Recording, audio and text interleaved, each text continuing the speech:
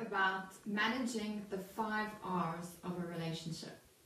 So the concept of managing the 5 R's within a relationship is actually coined by one of my greatest mentors, Tony Robbins.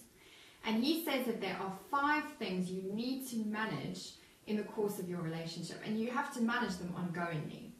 So the 5 R's are resistance, resentment, rejection, resignation, and repression. Okay, so let me talk a little bit more about that. So what do they mean? So first and foremost, you start off a relationship, you're really in love, you're really happy, you're fulfilled, you're enjoying yourself, you know, life is fantastic, you are having loads of sex, you're just happy as 2 peas in a pod. Then one day, something happens. He does something that you didn't quite expect, and your resistance comes up. So that's the first part, resistance. And the resistance is normal, because everything's perfect, and then suddenly they do something that we didn't expect. So when this resistance comes up, 9 times out of 10, in the beginning of a relationship, most of us will just make an excuse for it and say, oh, it's fine, you know, he's wonderful, I don't really mind, it's not a problem.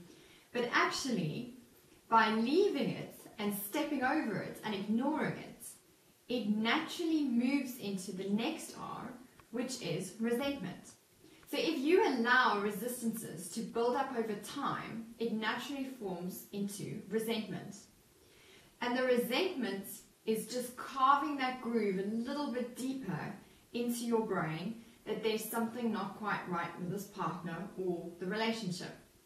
If you do not then communicate about your resentments and the initial resistances that gave rise to these resentments, it moves into a place of rejection. So this might be where, you know, your partner sidles up, they want to give you a hug, but you're just really irritated because something's happened in the last week or the last 2 weeks where he left his clothes in the corner of the room, or he didn't wash the dishes, or whatever thing happened. And you get that annoyance kind of building up in you. And it leads to you not finding them as attractive as you used to. You're feeling a little bit more aggressive towards them. Now that is a clear sign of rejection sinking in. And if you leave the rejection, again, do not communicate about the rejection or the initial resistance that gave rise to the rejection, or all those, you know, builds up of resistances and resentments over time. The rejection can move into resignation. Now, resignation is a sad place to be in. This is the place that when I see couples, when you go to a restaurant and you see a couple sitting, eating a meal together, and they're sort of sitting in absolute silence, but they're quite content and, you know, commenting on the food and whatever. So they're in a harmonious balance with each other. But they're pretty resigned to things never changing between the two of them. So they're good housemates, they're good partners in crime, they can raise a family together, they can, you know, enjoy each other's company, they're content. And a lot of people will say, wow, you've got a really strong relationship or a really strong marriage. No. When you're in that state of complete resignation and contentedness, the passion, the chemistry, the aliveness of your relationship is potentially gone. So you might not be having sex as often, you might not be enjoying yourself in the relationship as much. Now, that is a clear sign that you might have reached that stage of resignation. And if you do not communicate the resignation and you let that lie, that moves into repression. And repression is where we start feeling like we just can't be ourselves in the relationship anymore. You just don't feel, you don't feel that the person you married is the person that you're with today. They've changed, or they're not as much fun anymore, or I'm bored, I don't feel fulfilled in my relationship anymore. Now, repression is where couples start saying to each other, I don't know if I should have married you, I just don't feel like I should be with you. And they start coming up with excuses to escape from the relationship. Now, I found for myself, when I was going through the kind of last year of my relationship, I'd spent a lot of time daydreaming. Daydreaming is a clear sign of repression and resignation in a relationship. If you're dreaming about leaving the relationship, you're daydreaming about other people, you're dreaming about leaving the relationship or becoming single again, or you're watching lots of romantic comedies and wishing somebody would just sweep you off your feet and drag you out of the situation that you're in, then that's a clear sign that you are in repression within your relationship.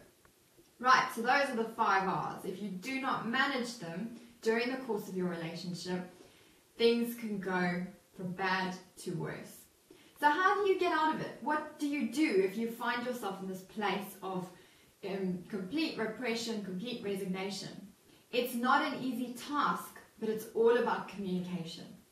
You have to go back in time and take a look at where did all the resentments start? Where did the little resistances start?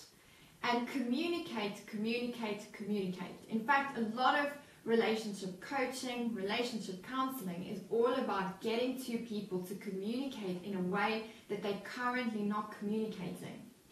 So communication is the key.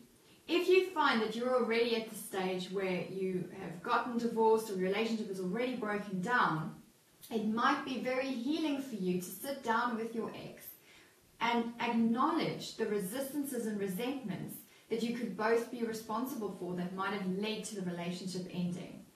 It's extremely healing to just, and freeing to just find, oh wow, I didn't use the relationship that I was in, I didn't treat it as sacred.